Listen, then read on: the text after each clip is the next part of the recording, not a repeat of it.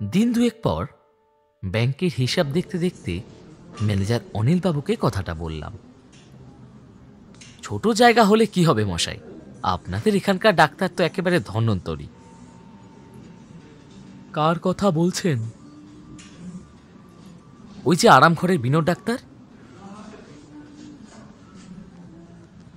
আমার উত্তর শুনে অনিলবাবু কিছুক্ষণ আমার দিকে এক দৃষ্টি দেখল, তারপর জিজ্ঞেস করল,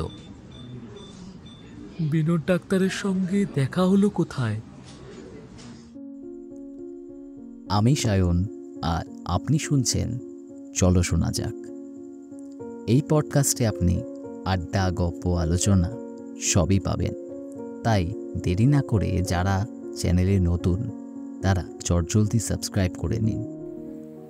আজ চলো শোনা যাকের গল্প শুরু করার আগে সবাইকে নতুন বছরের শুভেচ্ছা ও অভিনন্দন। প্রত্যেকে খুব ভালো থাকবেন। আজকের গল্প হরিনারায়ণ চট্টোপাধ্যায়ের বিনোদ ডাক্তার। গল্প শুনুন আর কমেন্টে নিশ্চয়ই জানাবেন কেমন লাগছে আপনাদের গল্প। তাই দেরি না করে চলো শোনা যাক। আমার চাকরি এই রকমের, এক জায়গা থেকে আর এক জায়গায় ঘুরে বেড়ানো, ব্যাংকের হিসাব দেখা। কোথাও 3-4 দিনেই কাজ হয়ে যায়, আবার কোথাও দিন করিও লেগে যায়। এটা নির্ভর করে ব্যাংকের হিসেবের জট কেমন পাকিয়েছে তার উপর। আগে ব্যাংকের শাখা কেবল বড় বড় শহরেই থাকত, কিন্তু এখন চাষিদের সুবিধার জন্য আধা শহরে গ্রামেও শাখা হচ্ছে। আমাকে বেশিরভাগ সময় এসব আধা শহরেই যেতে হতো। এই ধরনের কাজে একবার বিরামপুরে যেতে হয়েছিল। সকালে অফিসে গিয়ে শুনলাম বেলা 3টের গাড়িতে রওনা দিতে হবে। আমার এক প্রস্ত বিছানা বাঁধাই থাকত। সুটকেস গুছিয়ে নিয়ে ট্রেনে চড়ে বসলাম। বিরামপুর স্টেশনে যখন নামলাম সন্ধে হয়ে এসেছে।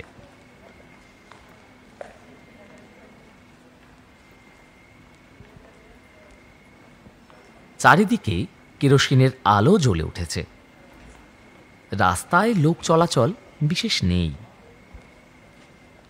ব্যাংক থেকে একটি লোক আমায় নিতে এসেছিল।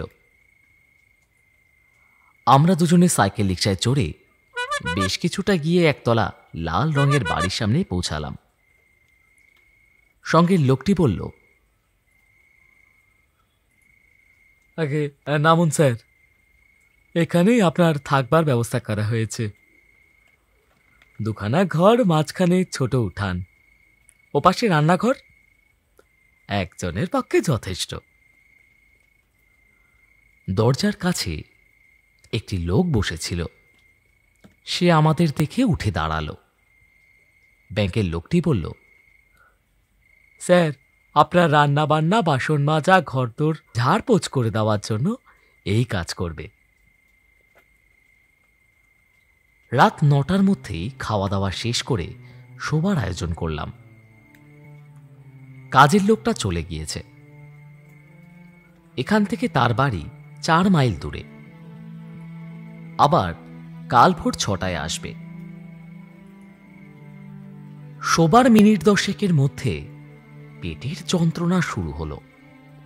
অসহ্য যন্ত্রণা, শরীর একেবারে কুঁকড়ে যায়, মনে হয় দম বন্ধ হয়ে যাবে। এইরকম আমার মাঝে মাঝেই হয়, সেই জন্য সবসময় ওষুধ কাছে রাখি।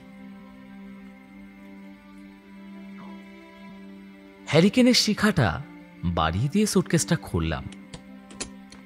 তন্ন তন্ন করে খুঁজলাম। সর্বনাশ, ওষুধের শিশিটা ফেলে এসেছি। বেশ মনে আছে, শিশিতে গোটা 8 বড়ি ছিল। এখন উপায়?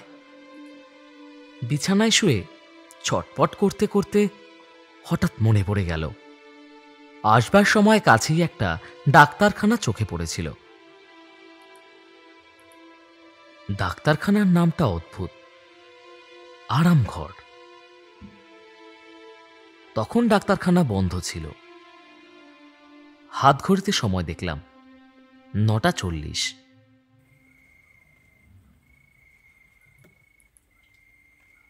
এত রাতে এই মফস্বল শহরে ডাক্তারখানা কি খোলা থাকবে? যাই হোক, আমাকে একবার চেষ্টা করে দেখতেই হবে। যন্ত্রণাক্রমেই অসহ্য হয়ে উঠেছে। যদি ডাক্তারখানা বন্ধ হয়ে গিয়ে থাকে তাহলে খোঁজ করে দেখতে হবে ডাক্তার হয়তো ওই বাড়িতেই থাকে। দরজা ধাক্কা দিয়ে তাকে উঠিয়ে একটা ব্যবস্থা করতে বলতে হবে। কোনো রকমে উঠে দরজায় তালা লাগিয়ে রাস্তায় এসে দাঁড়ালাম। চারিদিক অন্ধকার। রাস্তার বাতিগুলো নিভিয়ে দিয়েছে। দুহাতে পেট চেপে প্রায় কুজো হয়েই এগিয়ে চললাম। বরাত ভালো, আরামঘর খোলা, টিমটিমে আলো দেখা যাচ্ছে। ঢুকতেই দেখা হয়ে গেল পরনে কালো রঙের স্যুট, কালো টাই, ময়লা তেলচিটে অবস্থা, এক মাথা পাকা চুল, প্রায় কাত পর্যন্ত নেমে এসেছে, তোবড়ানো মুখ, দুটি চোখ রক্তের মতন লাল। কি চাই? রোগা চেহারা হলে কি হবে, বাজখাই গলার আওয়াজ। পেটের যন্ত্রণার কথা বললাম। আমার কথা শেষ হবার আগেই ডাক্তার ধমক দিয়ে উঠে বলল, বুঝেছি বুঝেছি, অম্লশূল। বসুন, ওই বেঞ্চটায় বসুন। বসলাম। ডাক্তার পিছনের কাঁচ ভাঙা আলমারি থেকে একটা শিশি বের করে কাগজে ঢেলে আমাকে দিল। খেয়ে নিন। তামাক গুঁড়োর মতন কালো রং, বিশ্রী গন্ধ। ভয় হলো। কেমন ডাক্তার জানি না, কি ওষুধ ঠিক নেই, খাওয়া কি ঠিক হবে? সন্দেহ হলে ফেলে দিন, খেতে হবে না। ডাক্তার গর্জন করে উঠল। টেবিল, বেঞ্চ, আলমারি সেই আওয়াজে থরথর করে কেঁপে উঠল। সঙ্গে সঙ্গে আমি ওষুধটা গালে ঢেলে দিলাম। কি আশ্চর্য, মিনিট 5 লাগলো না, ব্যথাটা একেবারে সেরে গেল। জিজ্ঞাসা করলাম, আপনাকে কত দিতে হবে? আবার বোমা ফাটল। কে মশাই আপনি? বিনোদ ডাক্তারকে পয়সা দিতে চাচ্ছেন? কত লাখ টাকার মালিক আপনি? জানেন না আমি পয়সা নিয়ে চিকিৎসা করি না? নিজের দোষ কাটাবার জন্য মৃদু কণ্ঠে বললাম, কিছু মনে করবেন না, আমি এখানে নতুন এসেছি, এসব জানা ছিল না। আপনার ডাক্তারখানা কতক্ষণ খোলা থাকে? সারা রাত। বলেই বিনোদ ডাক্তার খিচিয়ে উঠল। আপনার কি আর কিছু দরকার আছে? না থাকে তো উঠে পড়ুন, আমার অন্য রোগীরা আসবে। বাড়ি চলে এলাম। অনেক রাত অবধি বিনোদ ডাক্তারের কথা চিন্তা করলাম। ভালো ওষুধ হয়তো দেয়, কিন্তু মেজাজটা খুব রুক্ষ, ভালোভাবে কথা পর্যন্ত বলতে পারে না। দিন 2 পর ব্যাংকের হিসাব দেখতে দেখতে ম্যানেজার অনিল বাবুকে কথাটা বললাম। ছোট জায়গা হলে কি হবে মশাই, আপনাদের এখানকার ডাক্তার তো একেবারে ধন্বন্তরী। কার কথা বলছেন? ওই যে আরাম ঘরের বিনোদ ডাক্তার। আমার উত্তর শুনে অনিলবাবু কিছুক্ষণ আমার দিকে এক দৃষ্টে দেখল, তারপর জিজ্ঞেস করল, বিনোদ ডাক্তারের সঙ্গে দেখা হলো কোথায়? বললাম, দিন 2 আগে পেটে একটা ব্যথা হয়েছিল, এরকম আমার মাঝে মাঝেই হয়। বিনোদ ডাক্তার একটা বড়ি দিতেই সবটা সেরে গেল। আশ্চর্য ওষুধ। অনিলবাবু আর কিছু বললেন না, কিন্তু লক্ষ্য করলাম সারাটা দিন আমাকে যেন এড়িয়ে চলল। ব্যাপারটা ঠিক বুঝলাম না। বিনোদ ডাক্তার তার বদমেজাজের জন্য বোধহয় এই এলাকায় কারো প্রিয় পাত্র নয়।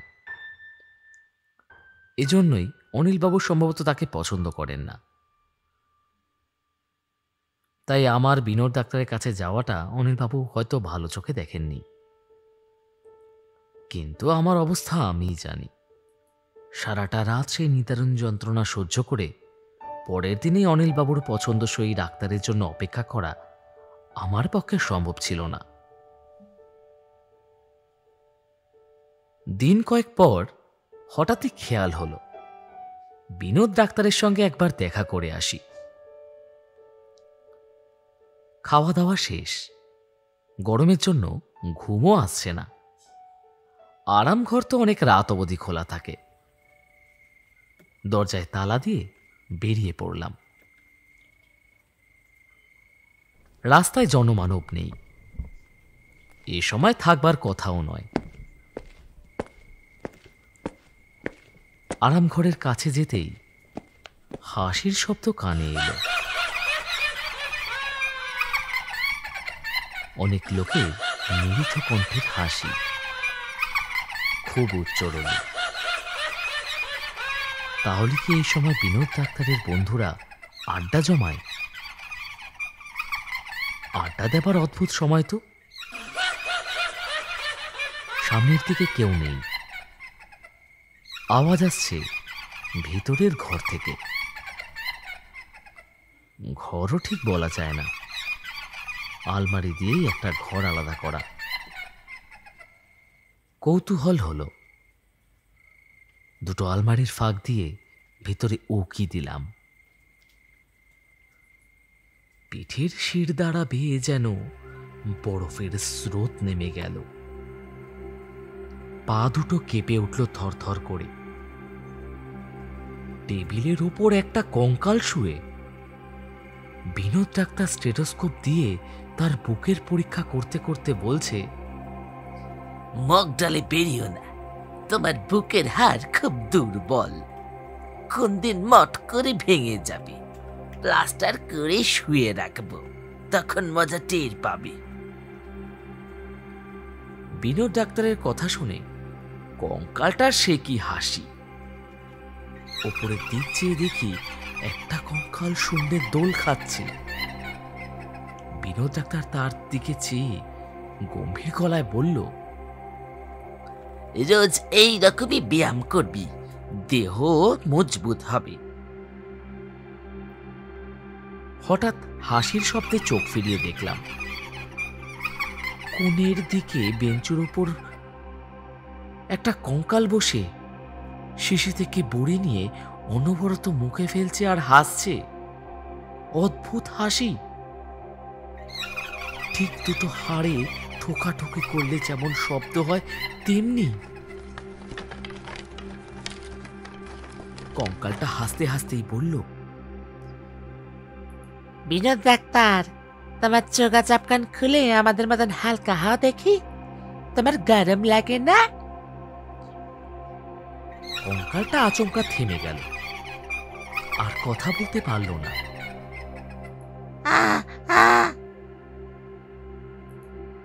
বিনোদ ডাক্তার বলল, কি হলো হে? কঙ্কালটা অনেক কষ্টে উচ্চারণ করল, গলায় বড়িটা আটকে গেছে। বলেই কঙ্কালটা দুটো হাত দিয়ে নিচের গলাটা মোচড়ালো। মাথাটা গাল শুদ্ধ তার হাতে খুলে এলো। সেটা বার কয়েক বেঞ্চে ঢুকে বলল, ব্যাস, বড়ি নেমে গেছে। ব্যাপার দেখে আমার অবস্থা কাহিল। ভয়ে মুখ থেকে একটা আর্তনাদ বের হলো। উমা! সঙ্গে সঙ্গে কঙ্কালগুলো সমস্বরে চেঁচিয়ে উঠল, কে কে ওখানে? কে কে? আমি আর এক তিল দেরি করলাম না, ছুটতে শুরু করলাম প্রাণপণ শক্তিতে। কোনো দিকে না চেয়ে পিছনে অনেকগুলো হাড়ের খটমট শব্দ শুনছি, ক্রমেই কাছে আসছে। তাড়াতাড়ি তালা খুলে ঘরের মধ্যে ঢুকে দরজা বন্ধ করে দিলাম। বুকটা ধুকধুক করছে, এখনই বুঝি দম বন্ধ হয়ে যাবে।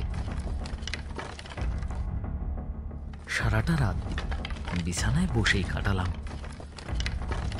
কেবল মনে হলো খটখট শব্দ যেন বাড়ির চারিপাশে ঘুরে বেড়াচ্ছে।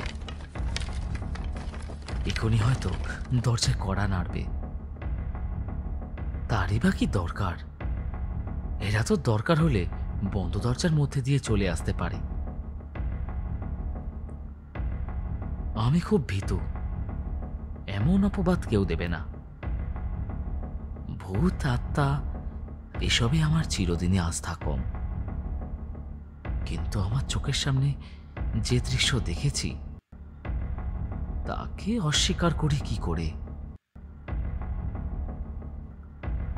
ভোরের দিকে একটু ঘুমিয়ে পড়েছিলাম। জোর খটখট শব্দে চমকে জেগে উঠলাম। না, ভয়ের কিছু নেই। কাজের লোকটা দরজা ঠেলছে। উঠে দরজা খুলে দিতে সে জিজ্ঞেস করল, বাবুর কি শরীর খারাপ? কেন বলো তো?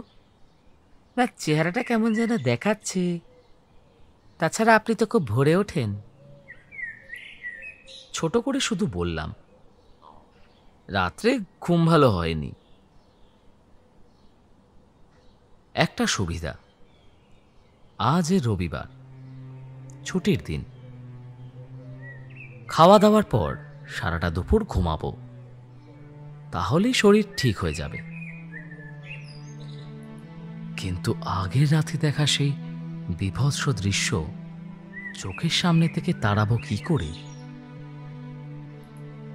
বিনোদ ডাক্তারের সম্বন্ধে সবকিছু আমাকে জানতেই হবে।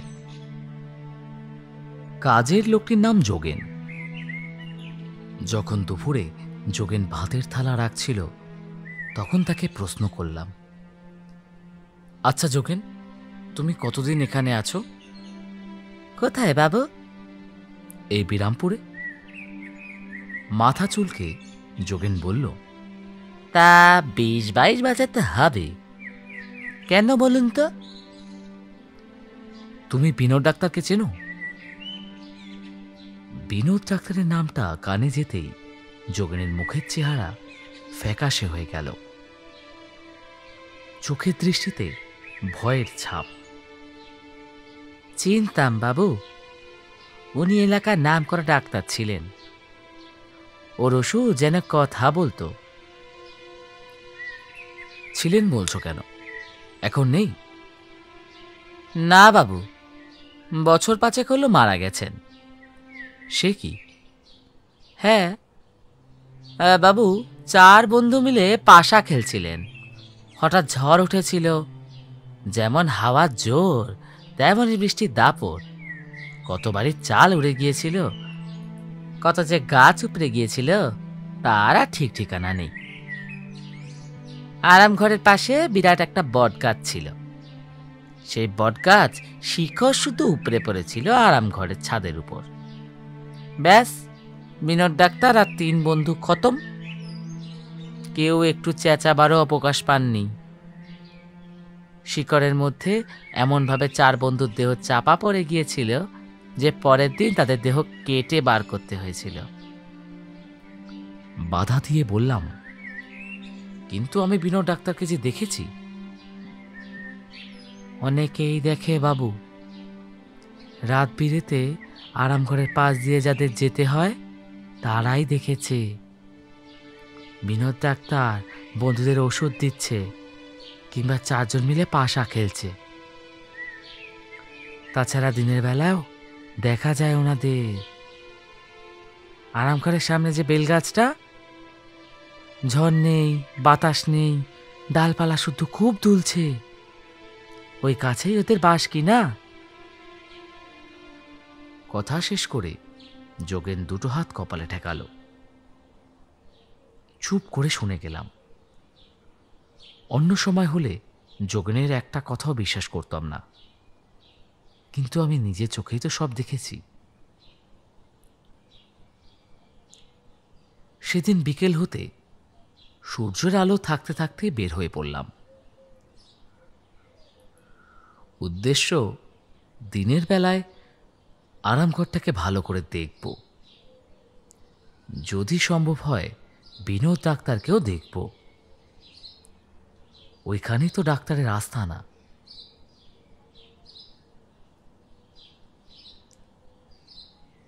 আরামঘরের সামনে গিয়েই থমকে দাঁড়িয়ে পড়লাম।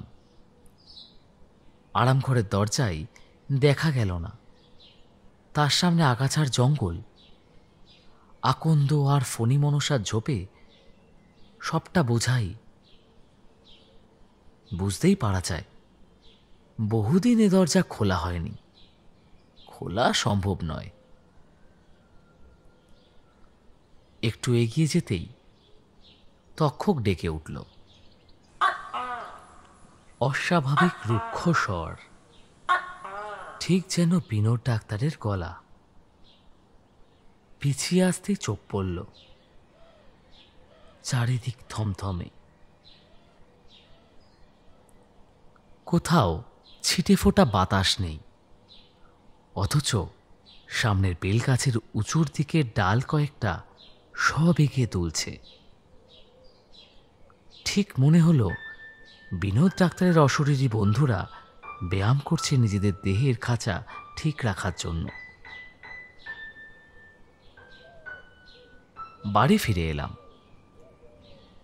আরামঘরের কাছাকাছি থাকতে আর সাহস হলো না, বিরামপুরেও নয়। শরীর হঠাৎ খুব খারাপ পড়েছে, এখানে থাকা সম্ভব নয়। এই কথা চিঠিতে লিখে যোগেনকে বললাম পরের দিন সকালে যেন ব্যাংকের ম্যানেজারের হাতে তুলে দেয়। সন্ধ্যার চোখেই সাইকেল রিক্সা ডেকে বিছানা সুটকেস নিয়ে স্টেশনের দিকে রওনা হয়ে পড়লাম। আমার পক্ষে বিরামপুরে থাকা আর সম্ভব নয়। আবারও যদি কোনো রাতে পেটের যন্ত্রণা শুরু হয়, তাহলে যন্ত্রণায় পাগল হলে হয়তো সব ভুলে ঠুলে বিনোদ ডাক্তারের কাছে গিয়েই দাঁড়াবো। কিন্তু তার দেওয়া ওষুধ আর কি খেতে পারবো? খেতে সাহস হবে?